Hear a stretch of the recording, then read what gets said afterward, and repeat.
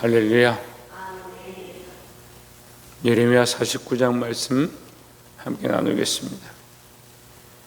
예레미야 49장 1절에 보시면 암몬 자손에 대한 말씀이라. 여호와께서 이와 같이 말씀하시되 이스라엘에 야식이 없느냐, 상속자가 없느냐, 말감이 갓을 점령하며 그 백성이 성읍들에 사는 것은 어찌 됨이냐. 자, 우리가 이 예레미야서를 보고 있는데 갑자기 이 다른 나라들에 대한 말씀을 하십니다. 그래서 우리가 이스라엘에 대한 말씀을 하다가 왜 다른 나라의 말씀을 하느냐, 다른 나라를 경고하고 다른 나라에 대한 예언을 하느냐, 이렇게 볼 수가 있습니다. 그런데 우리가 말씀을 볼 때 하나님의 마음과 관점으로 봐야 되는데 우리 인간들은 편협하기 쉽죠. 그래서 편협한 신앙을 가진 사람들이 이스라엘은 거룩하고 이방 나라는 속되다 이렇게 생각하는 것이 이스라엘 백성들의, 유대인들의 이 잘못된 편협한 생각인데, 믿는 사람들도 항상 그렇게 생각합니다. 우리가 하나님의 자녀니까 우리는 복되고 다른 사람들은 다 저주를 받은 것이다, 이렇게 생각하기 쉽습니다. 근데 누가 아느냐, 누가 알 수 있느냐? 하나님밖에 모르시는 거죠. 우리가 하나님 앞에 믿음으로 서고 그리스도를 바라보고 있기 때문에 하나님의 자녀인 것이고, 세상의 모든 백성들, 모든 사람들도 누구나 다 기회가 있다라는 거죠. 그래서 우리는 참 선하고 좋고 착한 사람들은 착한 것이고, 그렇지 않은 사람들은 다 악하고 심판을 받아야 될 것이다. 그리고 흑과 백의 논리를 너무 많이 봅니다. 그래서 성경도 항상 흑과 백으로 오는 거죠. 그래서 드라마나 영화나 뭘 봐도 적군이냐 악군이냐 이렇게 나누죠. 그래서 우리 편, 우리 가족, 내 편 이렇게 나누고, 아니면 나머지는 다 잘못했다. 근데 하나님은 모든 생명의 주권자 되시고 온 우주 만물의 주인이신 줄 믿습니다. 한 생명도 버리기를 원치 않는 거예요. 그럼 할 수만 있으면 이 모든 나라, 여기 암몬과 에돔과 다 나오죠. 7절에도 에돔이 있고, 23절에 다메섹이 있고, 28절에 보면 게달과 하솔이 나오고, 그 뒤에 가면 또 엘람도 나오죠. 이 모든 나라들 다 지칭하면서 그 한 나라 한 나라를 심판하겠다. 그런데 이유 없이 심판하는 것이 아니고 그들이 우상을 섬기고 하나님을 의지하지 않고 자기들의 용서와 자기들의 능력과 경제적인 부를, 다메섹이 그 무역을 하고 돈을 많이 벌고 그런 것을 의지하고 하나님을 버리고, 그 에돔과 암몬이 우상을 숭배했던 그것 때문에 그들이 징계를 받는 거예요. 그럼 왜 이 징계받는 것을 기록하느냐? 이 모든 나라들을 기록하면서 일일이 하나하나씩 다 기록하느냐? 그게 하나님 마음이다 이 말이에요. 그게 하나님 마음이다. 하나님 마음은 한 영혼도 한 생명도 버리기 원하지 않는다라는 거죠.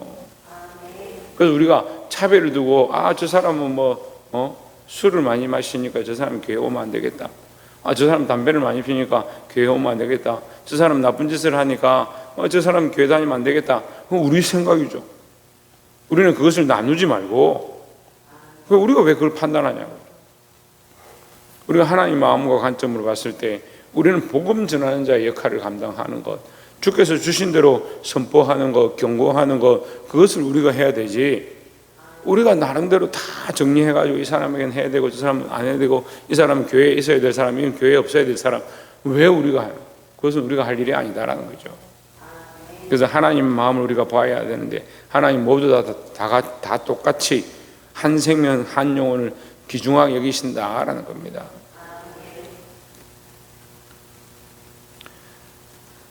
자, 19절 말씀을 보시면 49장 19절에 보라, 사자가 요단강이 깊은 숲에서 나타나듯이 그가 와서 견고한 저수를 칠 것이라.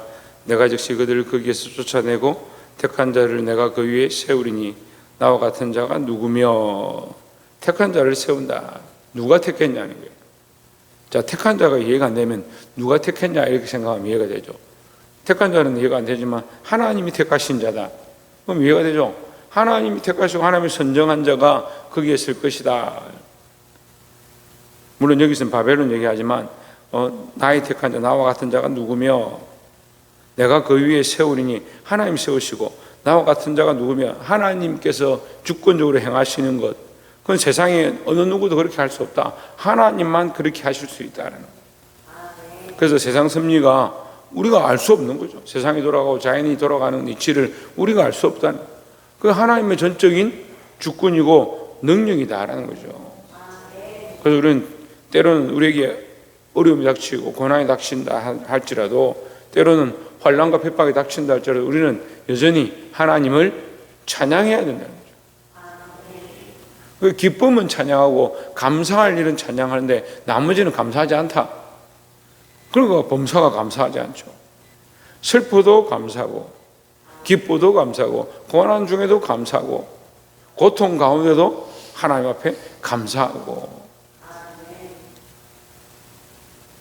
나와 더불어 다툴 자 누구며 내 앞에 설 목자가 누구냐, 나를 가르치고 나를 이끌 자가 누구냐. 하나님은 참 목자시고 참 인도자다. 너희가 볼 때는 왜 이렇게 하시느냐, 왜 세상이 이렇게 돌아가느냐 그렇게 생각하겠지만, 하나님을 가르치거나 하나님에게 질문할 자 그런 인생이 없다라는 거죠. 하나님은 완전하시다. 이 모든 나라에 대해서 행하시는 모든 일들이 완전하시다. 20절에 그런즉 에돔에 대한 여호와의 의도와 대만 주민에 대하여 결심하신 여호와의 계획을 들으라. 이 의도와 결심이라는 단어가 나옵니다. 의도와 결심. 우리는 결과만 보죠. 현상만 보죠. 왜? 모르니까요. 하나님이 계획하시는 것, 미리 정하신 것을 모르고 지금 나타나는 현상만 보죠. 그럼 현상만 보니까 어때요? 이게 심판을 받은 것 같다, 때로는 복을 받은 것 같다, 그렇게 착각하죠. 그래서 돈 많은 사람은 복 받은 거고, 좀 가난하게 사는 사람들은 저주를 받은 거고, 흑인들은 저주를 받은 거고. 옛날 초기 신학에 할 때 보면 흑인들은 다 저주를 받았어. 백인들은 보호받았고 황인들은 적당히 받았고, 그런 이상한 논리들을 갖다 붙이는. 근데 하나님의 관점은 뭐라고 합니까? 결과를 보지 말고 하나님의 의도를 봐라. 대만 사람들을 대하여 결심하심을 봐라. 의도와 결심을 봐라. 하나님 뜻이 뭐냐, 그 계획이 뭐냐는 거죠. 자, 그러면 우리가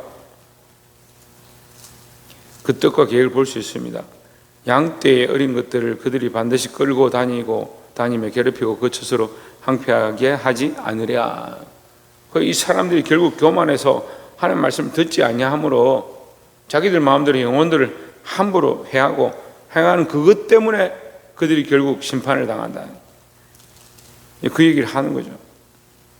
근데 우리가 이 결론적으로 보면요, 35절에도 나오죠. 만군의 여호와가 이같이 말하노라.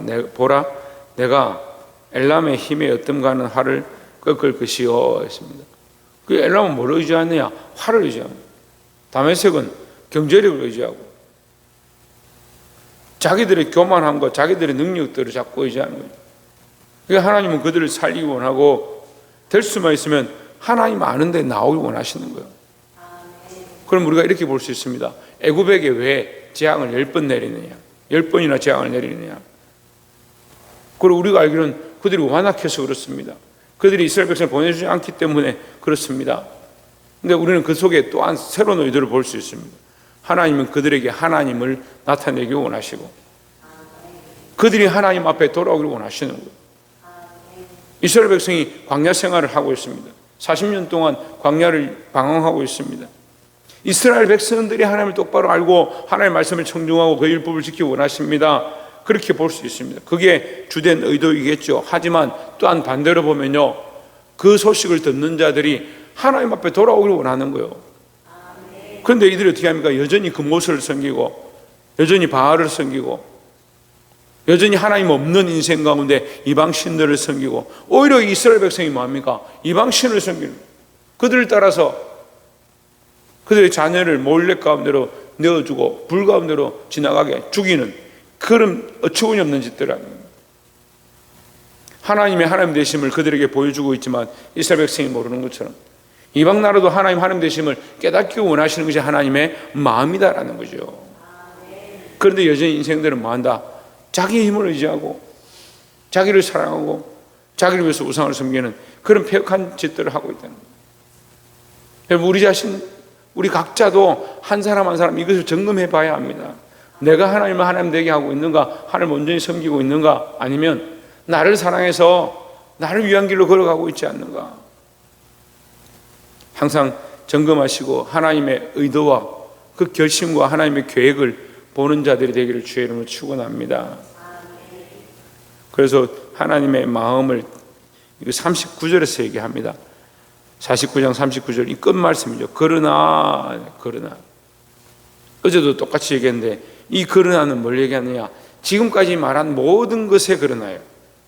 하나님은 심판하시겠다, 경고하시고 지적하시고 너희를 망하게 할 것이다.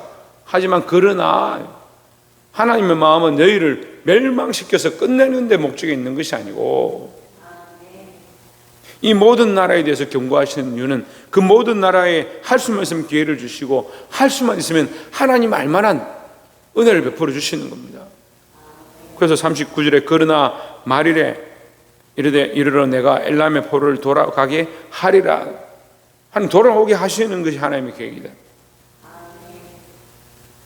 그래서 주 예수 그리스도께서 이 땅에 다시 재림하실 때 뭐라 합니까? 땅 끝에서부터 내가 부르겠다. 그리스도를 믿는 자, 하나님을 믿는 백성들을 땅 끝에서부터 내가 모아 데려올 것이다라고 말씀하고 있습니다.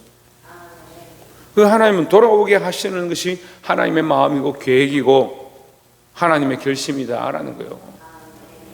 여러분, 우리가 이 경고의 말씀을 듣고 정신을 차려야 하지만 하나님의 마음이 돌아오게 하는 것, 우리를 사랑하시고 구원하시고자 하는 이 계획들을 똑바로 하시고, 나만 예수 믿고 구원받는 것이 아니고 많은 생명들 돌아오게 하는데, 많은 생명들에게 경고하고 복음을 전하고 그들을 깨닫게 해서 할 수만 있으면 주님 앞으로 돌아오게 하는데 힘쓸 수 있는 저와 여러분 되시기를 주의 이름으로 축원합니다. 기도하겠습니다. 이제 말씀을 기억하면서 우리가 예레미야처럼 주의 말씀을 선포하고 경고하고 많은 사람들을 옳은 길로 이끄는 자들의 역할을 감당할 수 있게 해달라고 함께 동성으로 기도하고 우리 각자 자유롭게 기도하고 마치도록 하겠습니다. 기도하시겠습니다.